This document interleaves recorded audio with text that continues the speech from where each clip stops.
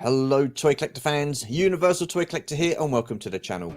And welcome to another episode of My Collecting Life, the weekly series where I get to chat with you, members of the toy collecting community, about your own personal collections, finding out what got you into collecting in the first place and what gives you that toy collecting buzz.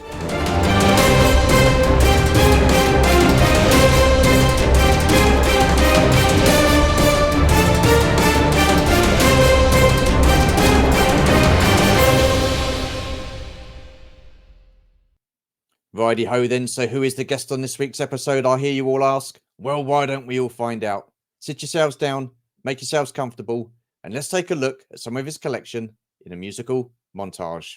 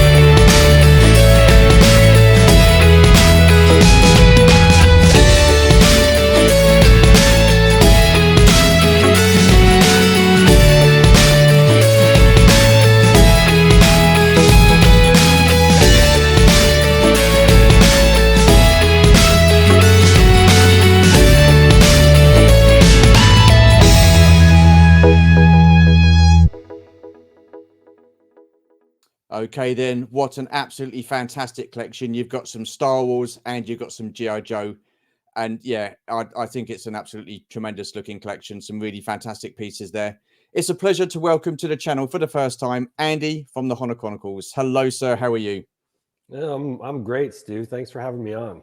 No, it's an absolute pleasure. Absolute pleasure. I know we chatted about this a while back, but we finally got there in the end. So, yes, I've got 10 questions for you, all about you and your collection. Run time roughly about an hour. So hopefully we should stick to the hour because I know you're a busy man. So let's crack on. So what toy lines were you into as a kid, and what memories do you have of those toy lines? As a kid, it was whenever I'd go to my cousin's house. I have two cousins that are about 5 years older than me. Whenever I'd go there, it was Star Wars. So Yep. I that was where I got my Star Wars fix from, was from my older cousins. And then from about from 1982 all throughout the 80s, it was all about GI Joe for me. Okay. That's And what was nice about that, especially for my parents, is that I've got two younger brothers and they were into it too. So every birthday, every Christmas, anytime I had $3.24 that I could spend on a figure, then it was GI Joe all the time for all of us. And so, you can imagine three boys that all they wanted were GI Joes. Over a few Okay. years, we Yeah, had that's cool. a ton of stuff. But that was really about it. I never got into He-Man. I liked Transformers. I was a little jealous of kids Yeah. that would bring Transformers to school, and you could kind of. But there was really no other toy line. But I will say this: there were always Lego in the house. Like we Okay. had. If I were to say if I had GI Joe first, I kind of had Star Wars at my cousin's house, Yeah. but we definitely had Lego. Like that was kind of the everything that I basically played with in the 80s. That was Okay. it. Yeah. Cool. So with your brothers then, and at Christmas time and birthday times, did you get the same figures, or did you always get something different between the three of you? So Oh, did you we like all have a water moccasin, or or something similar, or did you just get something totally different and you all combined it together as brothers? we always got something different. Yeah. Um, uh, for some reason though, all three of us got a mail away Duke. Okay. Like I remember each of us having one, because I think that's because we all thought he was pretty cool, and my mom and dad didn't want us fighting over it. So they just got three of them, and they did that with Cobra Commander too. So Okay. we had those doubled up, tripled, and but everything else, like I remember one year I got the Cobra hydrofoil Oh yeah, that's a vehicle. Yeah. Yeah. and my brother got the whale, Oh, um, the hovercraft, and so that was like, those were like considered two really big items for like us kids. And then my youngest brother, he got something different because he was like 5 years younger than me. So he was just kind oh, of like at that point kind of on the outskirts of GI Joe. Like yeah. he played with them because we did. um, but yeah, so when we would get together, we'd have these battles. Like I'd have this and he'd have that, and we'd go. That's But awesome. yeah, so we never really got the same stuff. Cool. So you say you got your fix for Star Wars from your cousin. Did you, as a kid, never really want to get any Star Wars, or was it just predominantly GI Joe all the time? Was there a temptation there to get it, or was it like, no, you're going to have one toy line, that's it?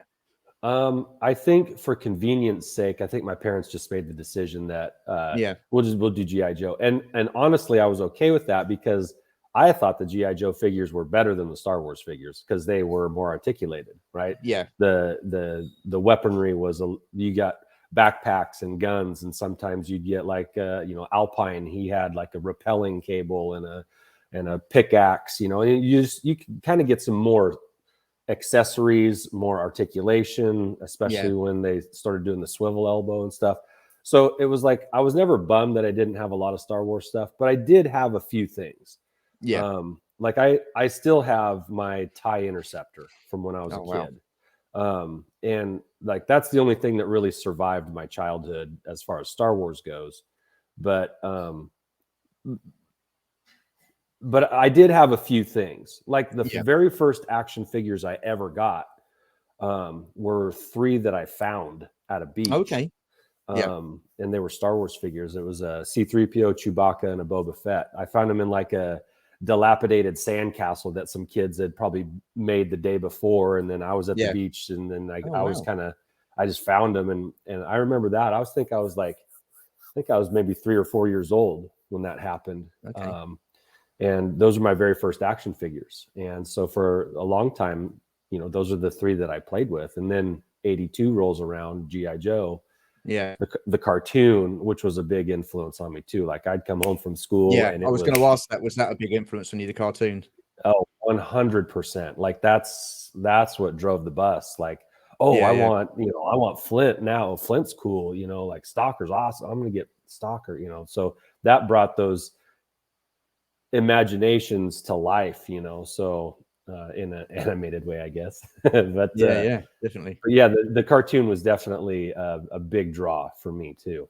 What about comic books? Were you into the comic books? I remember myself and my friend, we were very much heavily into the G.I. Joe comic books, and we couldn't wait every month for a new story to come out or the continuing story because sometimes they drag a story over about 3 or 4 different issues and stuff like that. Did you get into the G.I. Joe comics, or was that something that you passed on? I never did, and comic books weren't really on my radar. I didn't have friends Mm, that were into comics, and so like there was no influence or anybody that I knew that had them that thought they were cool that I could maybe pull from. And me being the oldest of my brothers, like since I wasn't, mm, then my brothers weren't either. And so comics had never really been a thing for me. yeah, And they're really not now either. I appreciate like a lot of the cover art. Like I love yeah, John Tyler Christopher's covers that he does for the Star Wars books, but um, like it's more of an art appreciation than it is like a comic uh, yeah. indulgement. I think I have 3 comics, and Oh they're wow, all modern, like they're all new because I really like the covers. So, yeah. um, but that's it. That has never been much of a pull on me.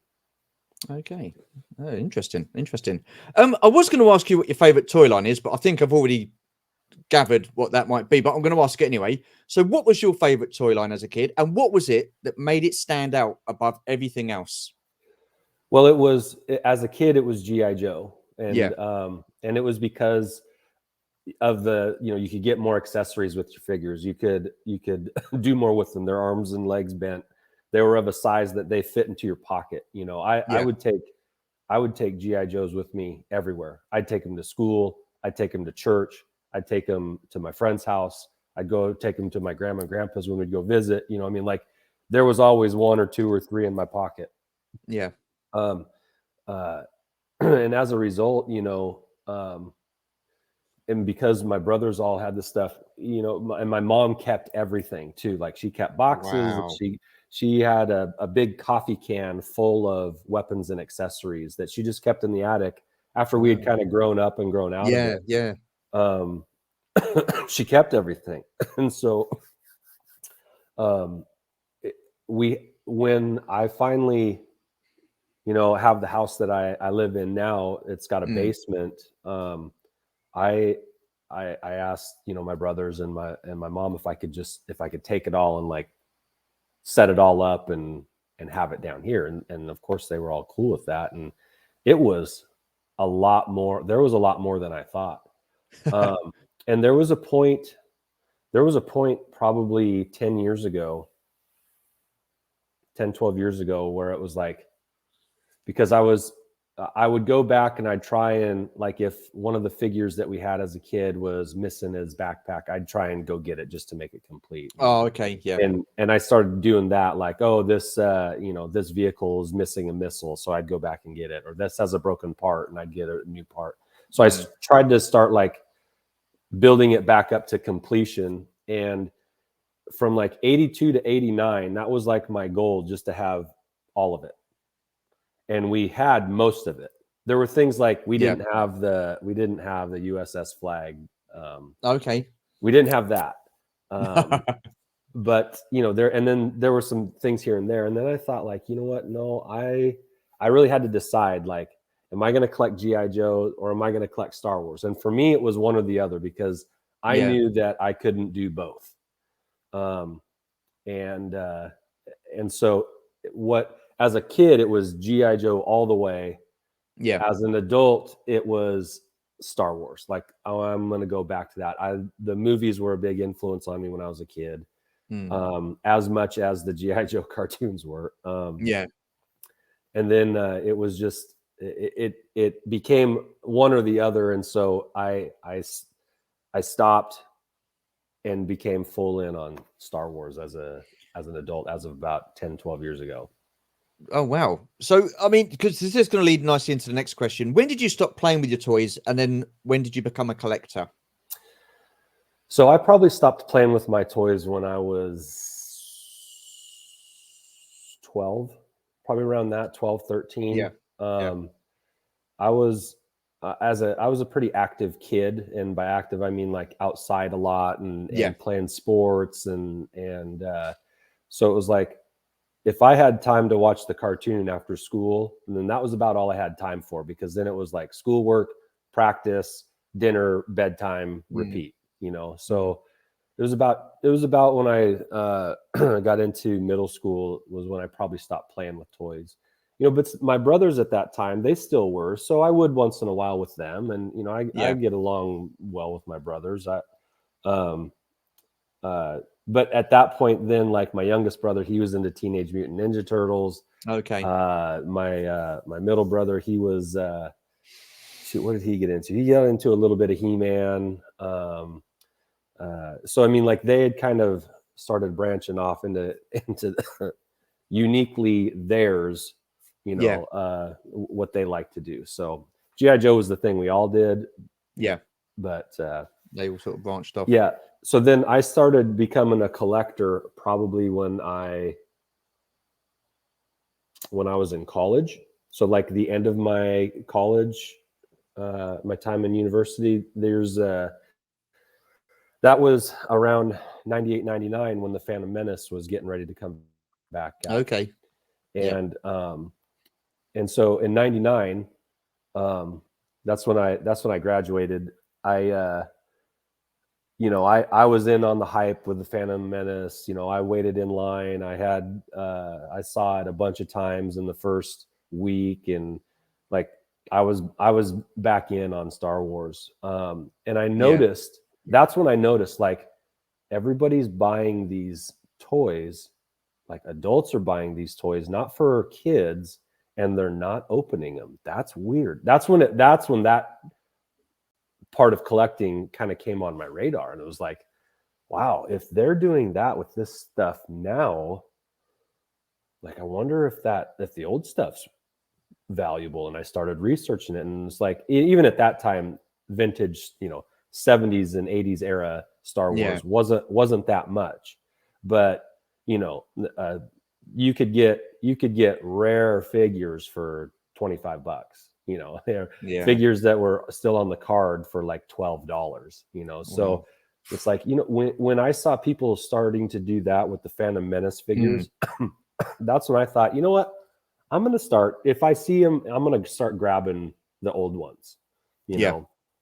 And at that time, I did not have a lot of disposable income. I was a broke college kid, about to be a broke first year teacher, and so Yeah. and so it's not like I could spend a lot. But I remember even back then, like, I bought um, a the first Rolling Stone magazine that had the cast of Star Wars on it. Okay. Yeah. And I thought, yeah, that's pretty cool. That'll look good in the frame, and I'll put it on my wall or something.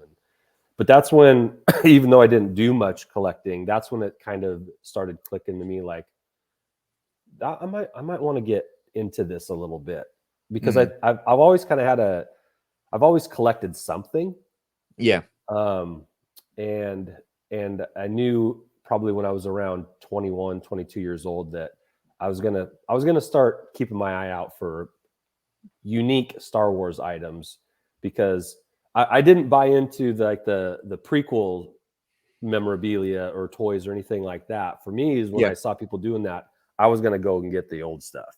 Okay. So that's when it first kind of like started picking my interests a little bit, and I kind of would keep my eye out for things.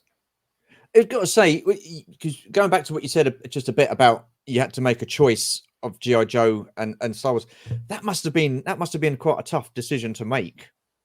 Especially you growing up with GI Joe and stuff like that, or was it? Did you find it relatively easy to make that decision?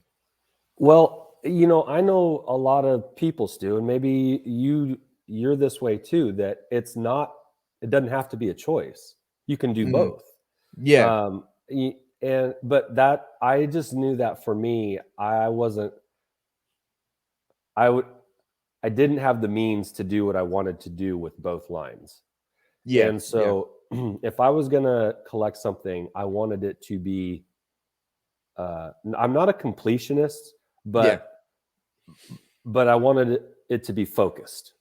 Mm, And even though, like, even if you just say, oh, I'm focused, I'm a Star Wars focused collector, like, there are a million different things you can collect just within Star Wars. Like, absolutely. so, so, and then here's what really sealed the deal for me, Stu, is that G.I. Joe came out with new figures and vehicles every year.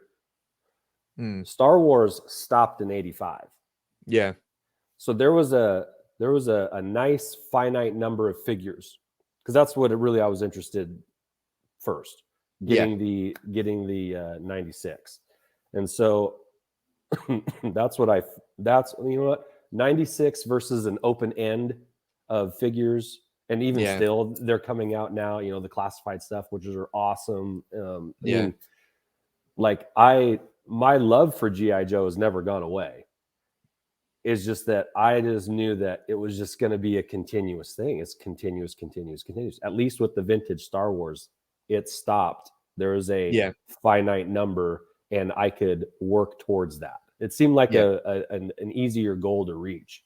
Yeah. So that was a big deciding factor for me. Cool. And it's just vintage Star Wars that you collected. I mean, are you into TVC, Black Series? I've taken turns at those things. When Black Series came out, I was all in. I had quite a few, the orange line, the blue line. I started getting into the red and black boxes. I thought the 6-inch figures for me, they were like I say this, and I don't mean any disrespect, but they're like a poor man's hot toy or a sideshow. No, like, I get that. They were like fully articulate, much more detailed. The scale was a little bigger, so you could see more, and it was like, you know, the drawback with the black line, the Black Series, is that vehicles are a lot harder to pull off because it's a bigger scale. Yeah, definitely. But I was definitely into Black Series. Vintage collection, I got into that for a while too. I got into Funko Pops for a while. Oh, wow. Like when The Force Awakens kind of started coming back and generating that buzz again, I was, you know, whatever I thought was cool in Star Wars, I was grabbing, and that included all the lines. And so I have since focused it back down to vintage again.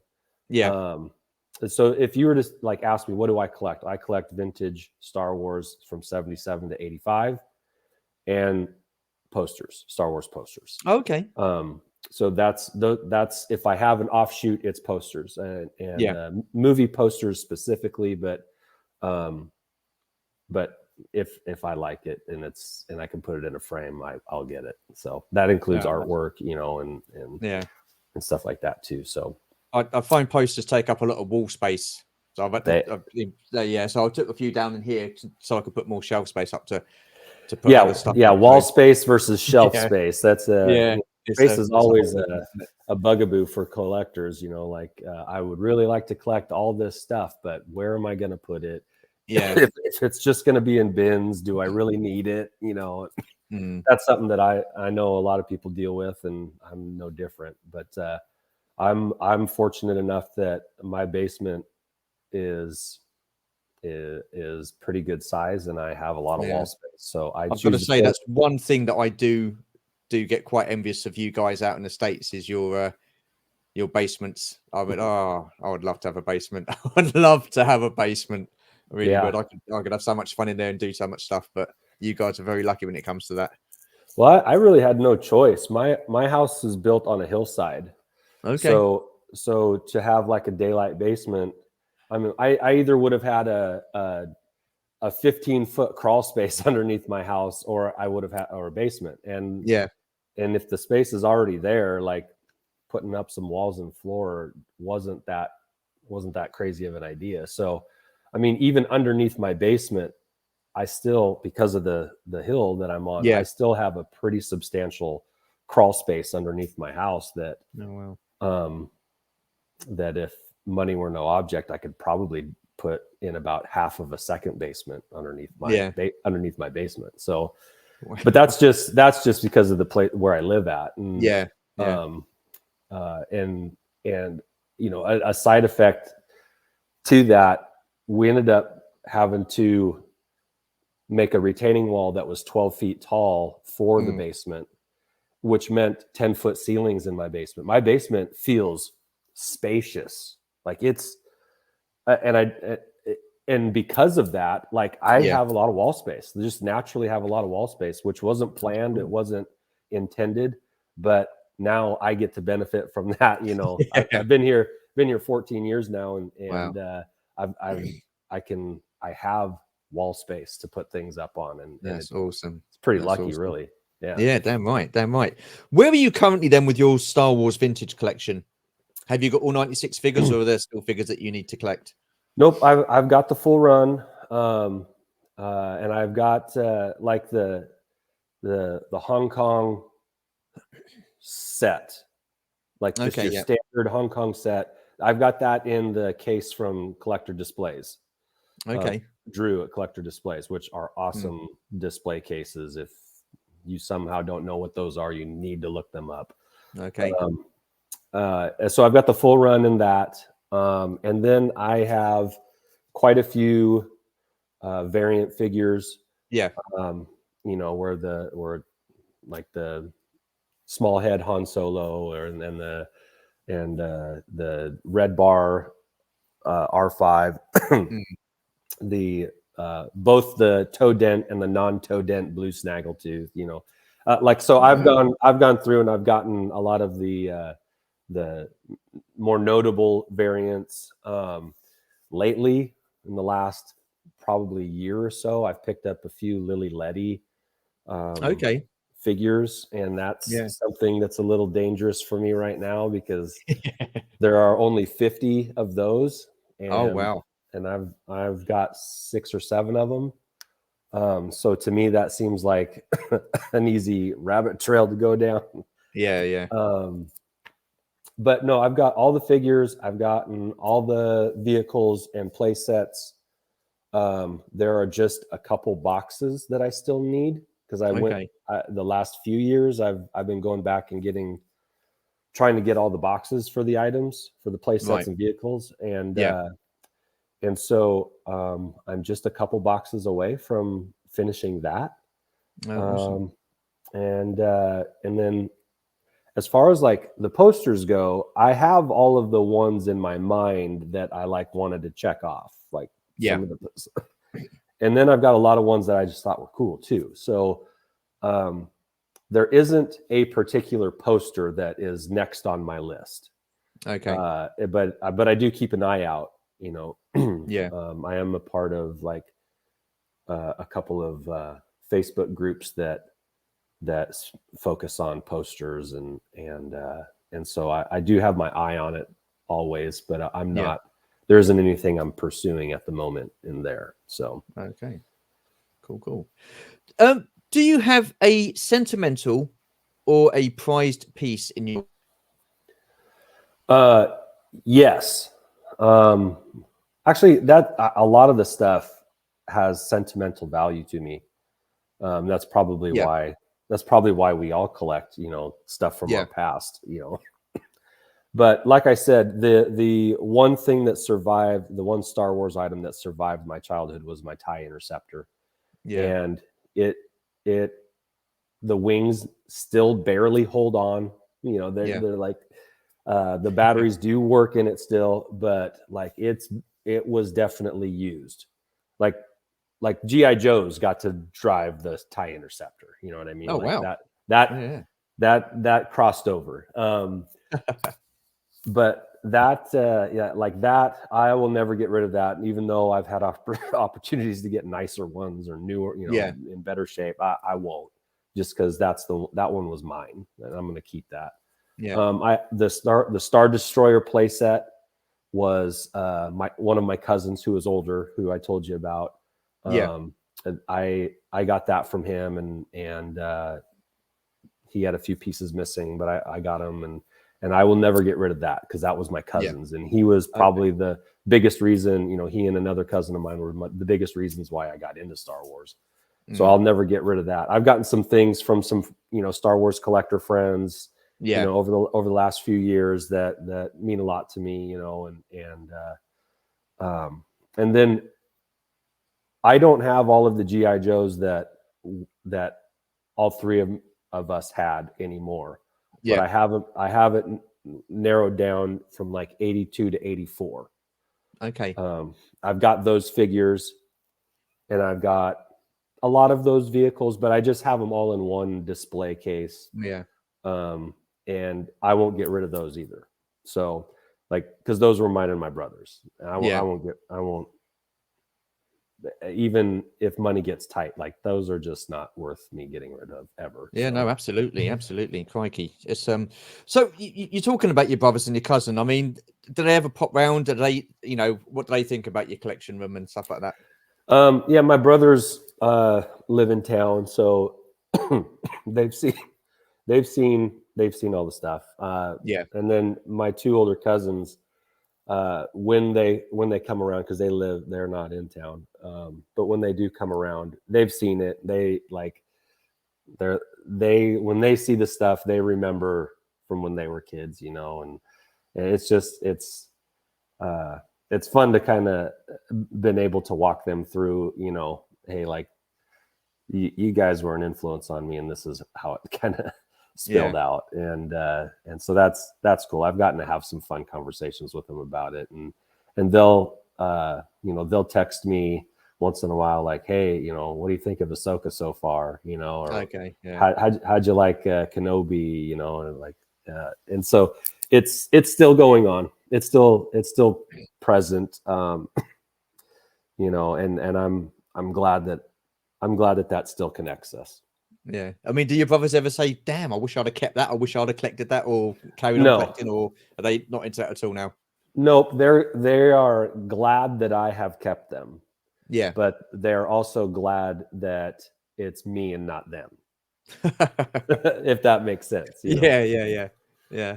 So Oh man. they see the time and attention that I put into it, and Yeah. they appreciate that, Yeah. and they know that they would never have done that themselves. Mm. So, but they're like, yeah, don't ever get rid of that stuff. I'm like, I'm not ever getting rid of this stuff. So, Would you ever consider getting any of it graded, whether it be the GI Joe stuff or the Star Wars stuff, or just get like Star Wars graded figures?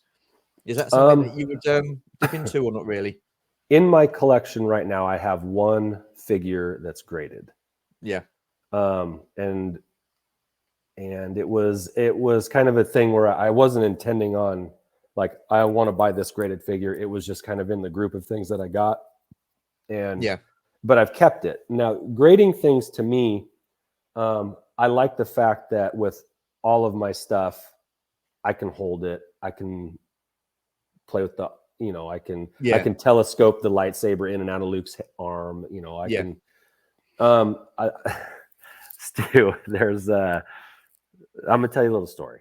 Go for it. I've never felt compelled to get things graded until I got two figures that I wanted protected, I wanted authenticated, Yeah. and I wanted them to be kept in the condition that they were in. So, Yeah. and that was a double telescoping Luke Skywalker Okay. and a vinyl cape Jawa. Ooh.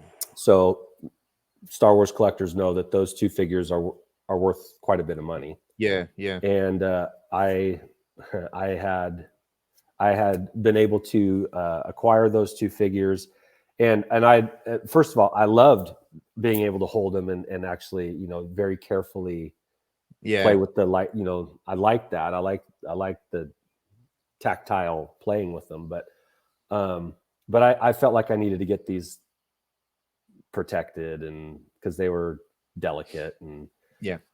and so I had them graded, and on the way back from grading, they got lost. No way. Yeah. And some of the people in our group are very familiar with the story, but so they basically had to travel across the United States to get to me. Like, Yeah. they got graded on the East Coast. I live on the West Coast. Yeah. And they got to a UPS store 45 minutes away from my house and then vanished. So Shit, I never got them. I never got them back. They're lost. They're somewhere else. I don't know where they're at. It was an ordeal, but UPS did finally compensate me for the lost items. And I swore that I would never do that again, just because the one time I did it, the worst outcome happened. But that said, Stu, I sit here today with the knowledge that there are 2 items at AFA right now that are getting graded that I sent in about a week ago. And there are 2 mint on card figures that again, need to be protected, authenticated, and one is going to be sold and one is going to stay in my collection. But I swore I wouldn't do it again. And there are 2 things that I'm getting graded right now. So, gee whiz. I mean, when you do your labels and stuff like that, because a lot of the time when I have to, when I don't have to, but when I send stuff off to people in the States and stuff like that, or anywhere which has got a big parcel, they ask me what's in it, and I just put an ornament. I just put ornaments because no one's going to be interested in ornaments. If I put like valued action figures and stuff like that, you just cannot trust people, can you? No, you can't. And I even wonder, like, if people would see like it's from Collector Grading Authority and think, okay, there's something valuable in there,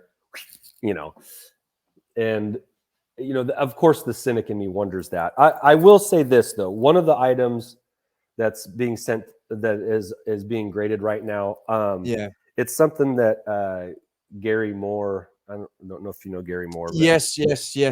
Gary, I know Gary Moore. Yep. Gary and I purchased a collection together.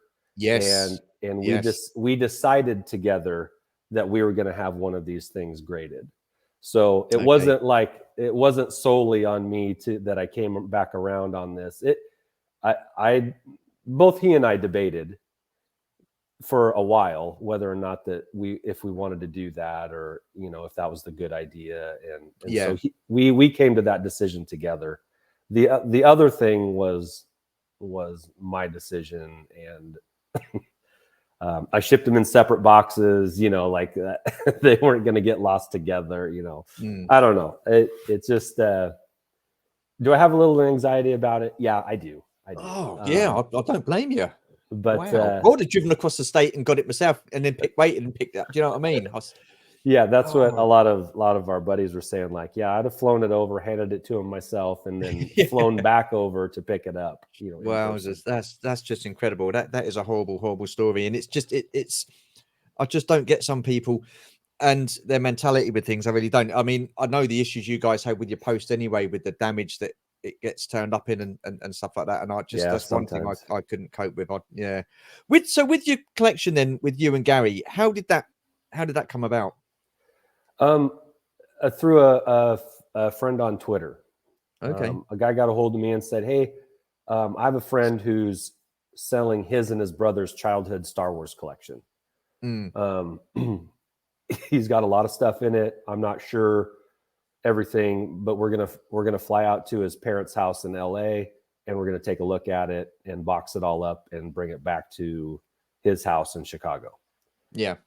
And he would initially, at least my impression was that he only got a hold of me in case there were things in there that he wasn't really sure what they were, or value wise what they commanded, or anything like that. Yeah. And I thought that I was just going to be like a resource to him, like, oh yeah, that's this, and that was made in this, and just kind of help out where he couldn't fill in the blanks. Yeah.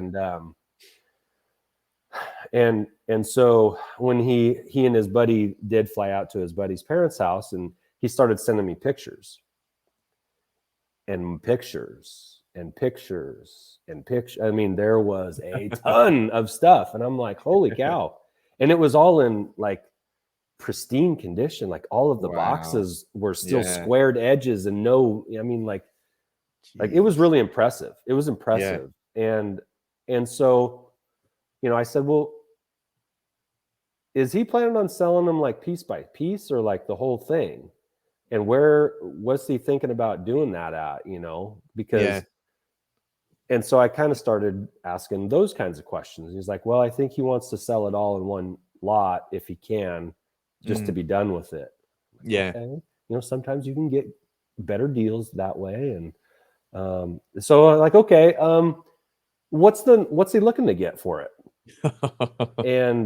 And he's like, I'm just going to give you his number and you can talk to him. I'm like, okay, fine. You know, and so he gave me his number. I shot him a text, you know, introduced myself, you know, I was Lance's friend and on Twitter and you know, what's the number? What's the number on everything? And I asked that not knowing everything that was in it. I just seen some pictures and and I knew that they were going to have to U-Haul it across, you know, most of, you know, to LA to Chicago. Yeah. And so you don't do that with just a few items. You do that when you've got a lot of items. So Yeah. and so like he put a number on it. And I thought, okay, that's a lot of money. But then I said, okay, you know, and I knew there wasn't going to be a number that was going to scare me or anything like that, because from what I could see, this stuff was of good quality. So I thought, okay, do you have like a inventory list of everything that you have? Yeah. Because if I don't, because I was thinking that my podcast partner, Josh, he and I have gone in on things before. Okay. Nothing over, I think the most we spent together was like $3,600. Right. Okay. And we split that. So it was, so that wasn't too bad. I mean, I know that's still $1,800 and that's a lot of money, but we came out like so awesome on that deal that, you know, we've talked about doing something like that again. Well, this one was quite a bit more than that amount. And so what he had done, he had got me a list of everything that he had recorded when he was loading it up at his parents' house. He has sent me a file of over 300 pictures. Wow. And it was 95% Star Wars, but the 5% that wasn't Star Wars was really cool. Like it was almost a complete run of vintage Indiana Jones. Oh, like wow. And some like Clash of the Titans figures and some old, like 70s robot ROM. And I mean, I don't know, there's a lot of kind of cool pieces that were also included. Some Star Trek stuff, some Tron stuff. So I mean, there's a little bit of a lot of things. But the overwhelming majority was Star Wars. And it was funny because the two brothers who this collection belonged to, they're a little older than me, but every Sunday their parents would take them to Toys R Us, pick out an item. And so they had everything. Like between the two of them, they had everything and doubles in some. Wow. And so, and they were meticulous about how they kept it. Which is really cool because you just don't see that. Like you play with your toys, and like these kids as kids, they played with them, but then they put them back in their, you know, and stacked everything and you know, wow. Yeah, it was really cool to go through everything. And so what I did, you know, I talked to Josh about it, and you know, we were I said, this is the number that he put on it. Here's, you know, here's what's in it. And Josh was like, I'd love to do that, but I just can't right now. I'm like, okay, fine. Yeah. So I thought it was kind of dead at that point because I knew I couldn't do it by myself. That was just, it was too much money for me by myself. And then I thought, well, I'm gonna reach out to Gary. Gary and I have gotten to know each other the last few years. We've met up at Celebration, and you know, it's like I know Gary well enough to run it by him, you know. And he's a good guy. And so I said, here's the inventory list. Here's the file of pictures. Here's the dollar amount that he's asking. Let me know what you think. I'm willing to go 50-50 if it's something you want to do. Okay, let me get back to you. He gets back to me in a few days. and he says, "I think we got to do this." How cool is that? And Wow. well, I'll be honest with you. I never told Gary this, but it was like a mix of yes and oh shit. Now we're gonna do this, like, for real. I'm gonna spend this much money doing this. Oh man, you know. So it Wow. was like it was a mix of joy and fear at the same time.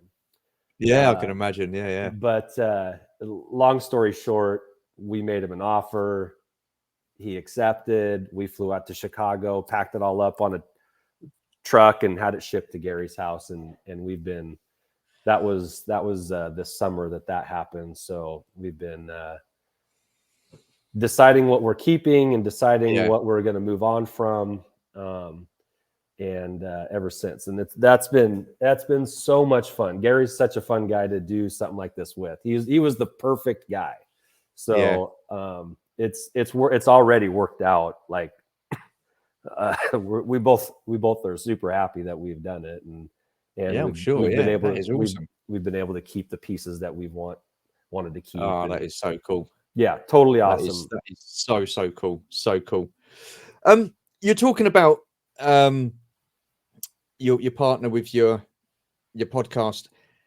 How did that come about? So Josh and I have known each other since let's see, when did the Xbox come out? It was 2001, 2002, somewhere in there. We had mutual friends that we would get together and play Halo with, and that's where I first met Josh. It's kind of a friend of a friend thing. And we'd have LAN parties and play Halo. We'd hook up 4 Xboxes together and play 8-on-8, capture the flag, stuff like that. And that was we were all bachelors at the time, and it was kind of a fun period. Like, we were, the group of friends that, we were all like early 20s and setting out on our own kind of, and that was pretty fun. So we had become friends through that. But that was kind of the only place where we would come across each other. Like, if just through those friends. Well, I don't know, a bunch of years ago, again, maybe 6, 7 years ago. That same mutual friend of ours was like, when I told him that I was going to start, or that I'd gotten back into collecting Star Wars things, he's like, "Oh, well, Josh, he's got a bunch of stuff." And he was like me, that he had kind of a lot of different things together. Like, I had a lot of G.I. Joe, a lot of Star Wars, and then, like, I had an Optimus Prime, a G1 Optimus Prime, just like little one-off things here and there. And it was like, "Yeah, Josh." And so anyway, I called him up. I was like, "Hey, I hear you collect stuff. So do I. Let's get together." And so I went over to his house. He showed me some of the stuff he has, and we made a trade that day. I traded him my Optimus Prime for a Rebel troop transport, the big from Empire Strikes Back. I know what you mean. The shuttle. So we made a trade, and then it was just like, it was just off and running after that. It's like, so then he decided, like, "Yeah, I'm just going to start collecting Star Wars too. I'm just going to forget," because he had Lord of the Rings stuff, and he had he had bins in his storage, underneath his house, that it was just like a lot of things, and he's like, and Star Wars. So it was like, "No, I'm going to do that too. I'm Star Wars too. We'll do it together." And then ended up being 4 of us that we had a little in-town collector group. And we called ourselves the BMB, the Blue Milk Brigade. And we would just, whenever we'd find something, we always gave each other the $5 discount. So if we bought a Darth Vader case full of figures, we'd keep the ones that we want for ourselves, and then any leftover, $5.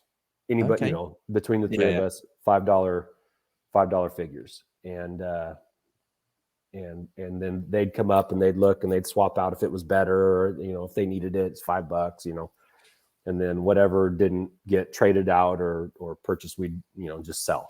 And so that was pretty fun. Like, we did that for the four of us did that for a couple of years. It was pretty fun. We were always looking out for each other for things, and we didn't necessarily all collect the same things in Star Wars. Yeah. But we had gotten to know what each other collected and what each other needed, so that was pretty fun. We'd have Star Wars Fan Day would drop things at Target and at Walmart's, and we'd get there early morning. We'd go out in pairs, like, oh, we'll hit Target, you guys hit Walmart, and then we'd get stuff for each other, and we'd get back together and like go through what we got. I mean, it was just a lot of fun. So that's how that kind of got started back up. And then through that, we started a podcast, and that's been really fun. We got to go to Star Wars Celebration in Anaheim together. That was so much fun. So much I can imagine. So yeah, it's been a 20-year relationship, but really in the last probably six years or so, that it's really kind of become permanent. So. Yeah, that is awesome. That is so cool. That is so cool. The next question I've got, I've got a rough idea of what your answer might be, but if your wife come into you and said, right, I want to move, I want to downsize, you've got to get rid of some of this collection. All right. What? Yeah. Go on. What would it be? What would you? She said you got to keep one line. That's it. Don't want it anymore. We're going to downsize. I want a smaller house. Okay. It's funny because I've actually thought a lot about this lately. If I can only keep like one part of my collection, it would be the Star Wars figures, which include the variants and the foreign made ones, but like figures. I would keep my figures. That's not what I was expecting. No,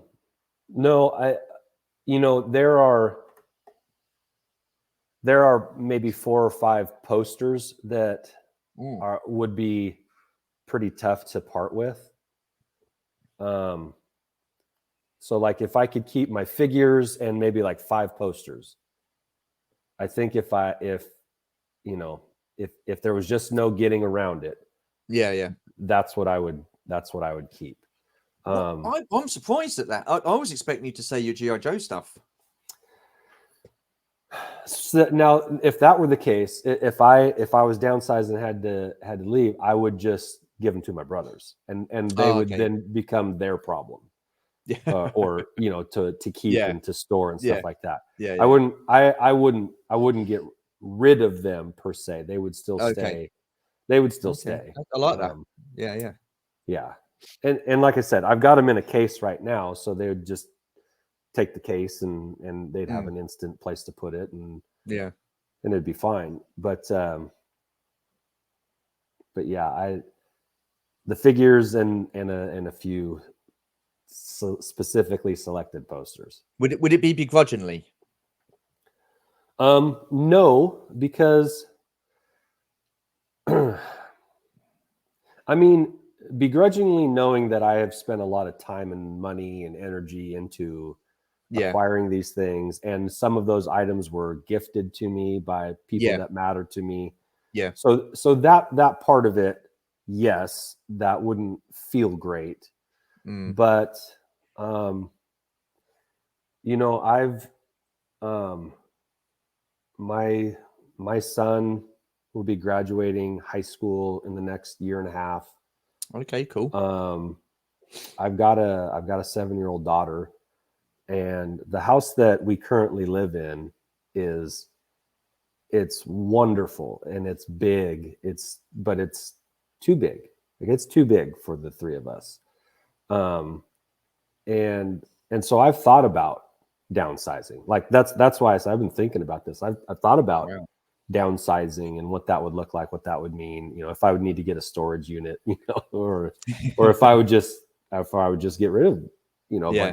a bunch of items. And so it has been actually something on my mind. Now, whether or not that actually happens, we'll see, but it is something that I've thought about. So yeah, figures and a few posters, and I think I could be okay with that if I had to. Yeah. Oh dear, I hate those questions. I mean, I've had people ask me those questions before, and I just like, Yeah, don't like answering it. it's agonizing. I've Yeah, asked right. that question to like all of my collector friends. It's like, hey, Yeah. if you just had to collect one thing, like what would it be? And they're like, just one, and you can They go just into see, meltdown, don't they? It's like, yeah, you what? could What? just see What do you on mean their just one? faces, like, how do I choose? It's like it's harder than choosing between my kids, whatever. Oh man. But That's so, awesome. but yeah, I think I could do that if I had to. If there was, look, I'll say this too: if I'm going to do that, it's because I'm doing something that's awesome. Yeah. Like if I have to make that decision, it's only because I'm doing something that I really want to do. Yeah. So That's fair if enough. that's the case, then maybe it's not as hard of a decision. No. Well, I mean, at the end of the day, I mean, that's some people might say they're only toys, but it's there's a lot goes into it, like you say. But Yeah. yeah, if you're doing it for a reason, then fair enough. Yeah. Right, we're coming to the top of the hour. I've got 2 questions left for you. All right. What gives you that toy collecting buzz? Now it's, so I would say before it was the hunt, right? Coming across Yeah. something unexpected. Yeah. Going and seeing a post in like a Facebook group or a offer up, or a local ad in Craigslist or something, like, hey, Star Wars stuff for sale. I Yeah. ask a couple questions about it. Hey, can I go take a look at it? Sure, come on down. I love doing that. Yeah. I mean, I still do. I still like finding bits and pieces and collections and small collections, and what I really like to do, Stu, and this is why I appreciate like some of the members in our community, like Vintage Toy Rush Dave and Yeah. Toy Polloy. Like, I really like fixing up broken toys, Okay. and making them look awesome again. And like, I really like to do that. That's a fun Yeah. part of collecting for me. So I would say that hunt kind of feeling is fun. What I really like doing now is getting things that are unique. Yeah. Like, because I feel like I've gotten the things that people know about. I really like Yeah. getting the things that people don't know about. And Yeah. like, hey, have you ever seen this before? And they're like, no. And they're like, isn't it awesome? Yeah, that is totally awesome. That's probably why I kind of like the Lily Letty thing right now, Yeah. because I'm learning about them, and they get me kind of excited. So learning about new things, being a part of a collector community that's super fun. I really cherish the friendships that I've made in the last few years, online, and then getting to meet them in person, and like that's been a really instrumental part to this collecting thing too. Like, I can say I do it because I like the toys, but I equally as much enjoy the people that I'm doing this with too. So, Oh yeah, absolutely. So absolutely. I mean, I know you can relate to that, and most people can, but I really, what gets me now is like, I like getting unique things. And in fact, I grabbed a couple unique things, if you don't mind me showing them. Yeah, go for it. Go for it. So Josh, my podcast partner, he got this for me from Galaxy's Edge a couple years ago when he was down there with his family, and it's this. Wow. Do you know what this is? No, I don't. I'll be honest. What if I? This is supposed to. What if I turn it on?